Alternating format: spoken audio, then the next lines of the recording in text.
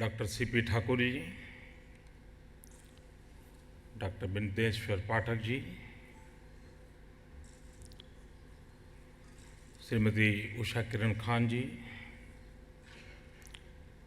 Doctor Sharda सईदपुरी जी और युवा साहित्यकार श्री प्रसून जोशी जी, दिनकर जी के सभी आदरणीय परिवारजन, साहित्य प्रेमी भाई और बहनों,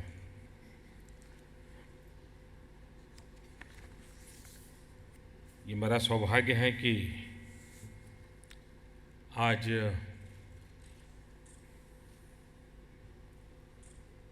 शब्द ब्रह्म की इस उपासना के पर्व पर मुझे भी पुजारी बनकर के शरीक होने का आप लोगों ने सौभाग्य दिया है।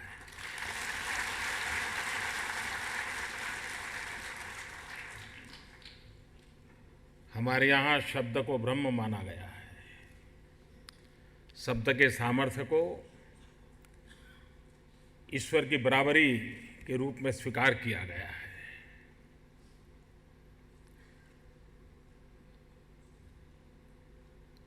किसी रचना के 50 वर्ष मनाना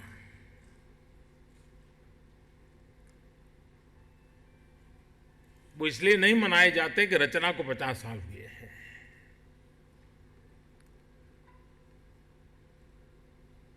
लेकिन 50 साल के बाद भी उस रचना ने हमें जिंदा रखा है।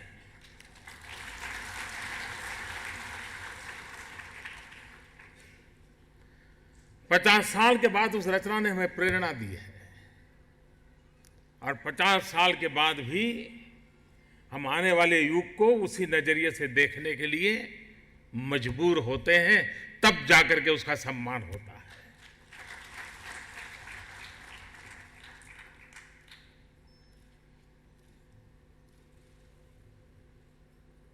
जिनको आज के युग में हम साहित्यकार कहते हैं, क्योंकि वो साहित्य की रचना करते हैं, लेकिन दरअसल वे एक ऋषि तुल्य जीवन होते हैं। जो हम वेद और उपनिषद में ऋषियों के विषय में पढ़ते हैं, वे युग के ऋषि होते हैं और ऋषि के नाते वे दृष्टा होते हैं। वो समाज को भली भांति देखते भी हैं, तोलते भी हैं, तराशते भी हैं और हमें उसी में से रास्ता खोज करके भी देते हैं।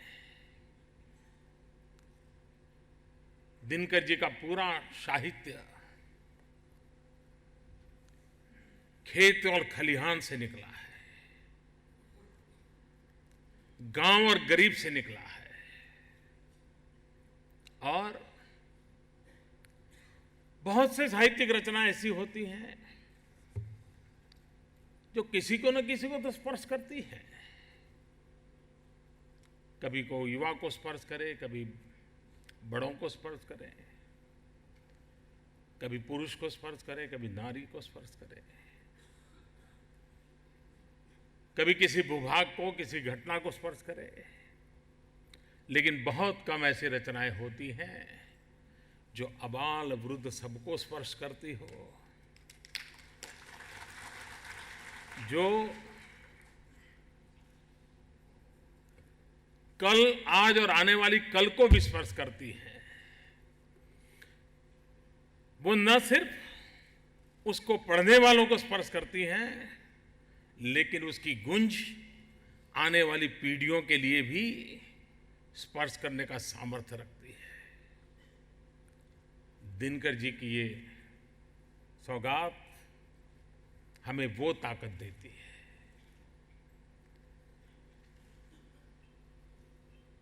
जयप्रकाश नारायण जी, जिन्होंने इस देश को आंदोलित किया, उनकी उम्र को और युवा पीढ़ी के बीच में बहुत फासला था। लेकिन जयप्रकाश जी की उम्र और युवा पीढ़ी के आंदोलन की शक्ति, इसमें सेतु जोड़ने का काम दिनकर जी की कविताएं करती थी।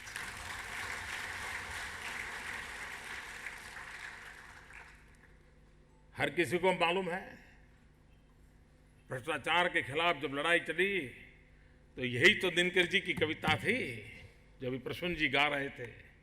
वही तो कविता थी जो नौजवानों को जगाती थी।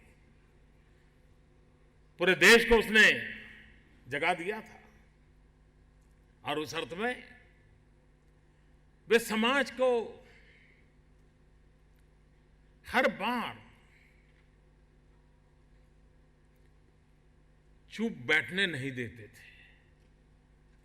और जब तक समाज सोया है वो चैन से सो नहीं सकते थे। वे समाज को जगाए रखना चाहते थे, उसकी चेतना को, उसके अंतर्मन को आंदोलित करने के लिए वो सिर्फ अपने मनोभावों की अभिव्यक्ति कर करके मुक्ति नहीं अनुभवते थे।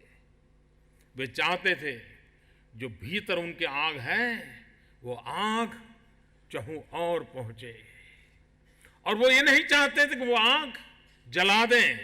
वो चाहते थे वो आग एक रोशनी बने जो आने वाले रास्तों के लिए पथदर्शक बने। ये बहुत कम होता है। मैं सरस्वती का पुजारी हूं और इसलिए शब्द के सामर्थ्य को मैं अनुभव करता हूं। कोई शब्द किस प्रकार से जीवन को बदल देता है, उस ताकत को मैं भली भांति अनुभव सकता हूं। एक पुजारी के नाते मुझे मालूम है, एक उपासक के नाते मुझे मालूम है, और उस अर्थ में दिनकर जी ने अनमोल हमें सौगात दी है।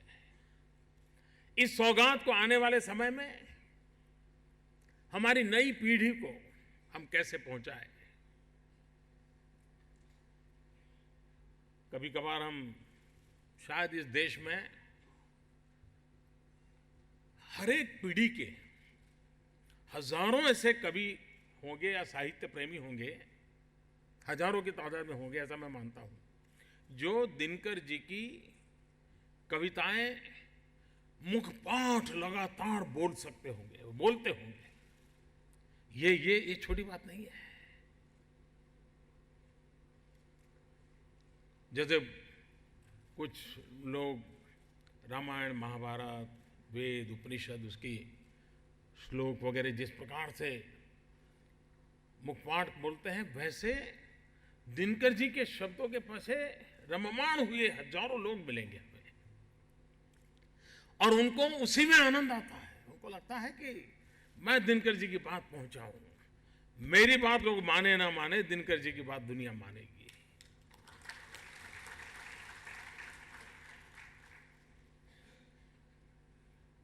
और दिनकर जी को परशुराम की प्रतीक्षा थी,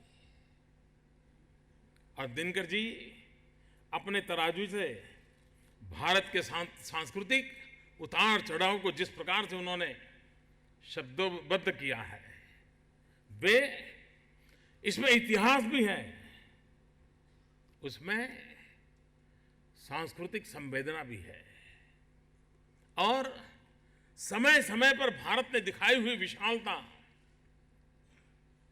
हर चीज को अपने में समेटने का सामर्थ्य, इसको दिनकर जी ने जिस प्रकार से अनुभव किया है, जो हर पल दिखाई देता है।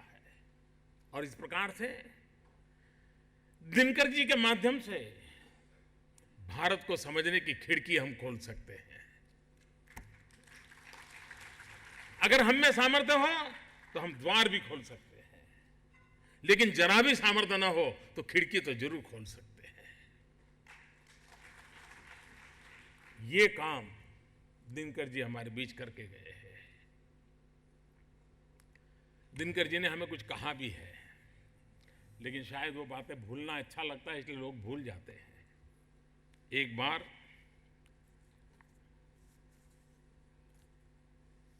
कुछ बुराइयां समाज में आती रहती है, हर बार आती रहती है, हर युग में अलग अलग प्रकार के आते हैं, लेकिन किसी ने ज्ञाति के जाति के आधार पर दिनकर जी के निकट जाने का प्रयास किया। उनको लगा कि मैं आप ही की बिरादरी का हूँ, आपकी जाति का हूँ, तो आज मेरा हाथ पकड़ लीजिए, अच्छा हो जाएगा। और वैसा रहता है समाज में ये कोई, लेकिन ऐसी परिस्थिति में भी दिनकर जी की सोच कितनी सटीक थी, वरना उस माहौल में कोई भी फिसल सकता है।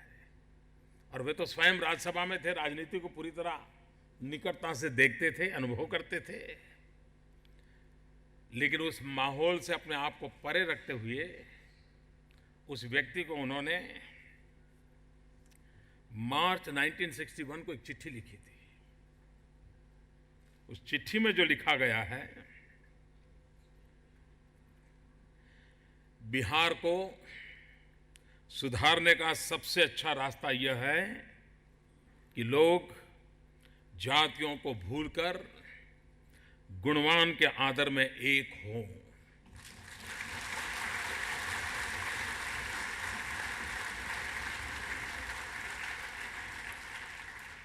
याद रखिए कि एक या दो जातियों के समर्थन से राज नहीं चलता, वह बहुतों के समर्थन से चलता है। यदि जातिवाद से हम ऊपर नहीं उठे तो बिहार का सार्वजनिक जीवन गल जाएगा। मार्च 1961 में लिखी हुई चिट्ठी आज बिहार के लिए आज भी उतना ही जागतिक संदेश है। यह किसी राजनीति से परिचित व्यक्ति के शब्द नहीं है, एक किसी शब्द साधक के शब्द नहीं है, एक किसी साहित्य में रुचि रखने वाले सर्जक के शब्द नहीं है, एक ऋषि तुल्य व्यक्ति के शब्द हैं जिसको आने वाली कल दिखाई देती है और जिसके दिल में बिहार की आने वाली कल की चिंता सवार है। और तब जाकर के शब्द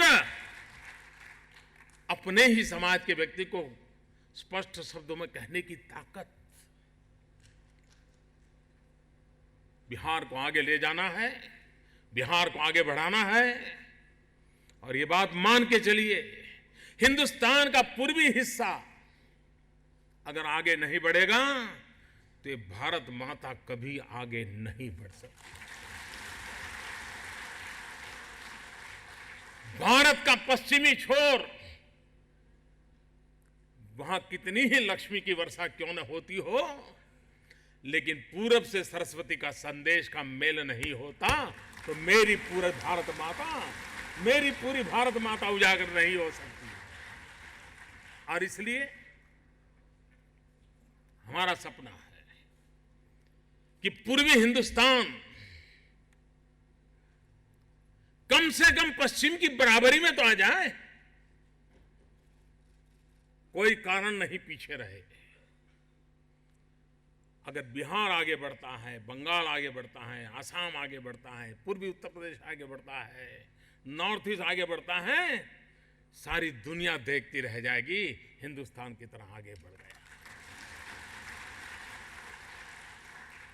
दिनकर जी का भी सपना था बिहार आगे बढ़े, बिहार तेजस्वी ओजस्वी, ये बिहार संपन्न भी हो,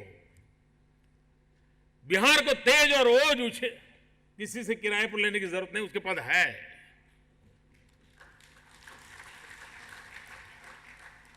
उसे संपन्नता के अवसर चाहिए, उसको आगे बढ़ने का अवसर चाहिए। और बिहार में वो ताकत है, अगर एक बार अवसर मिल गया तो बिहार औरों को पीछे छोड़ के आगे निकल जाएगा।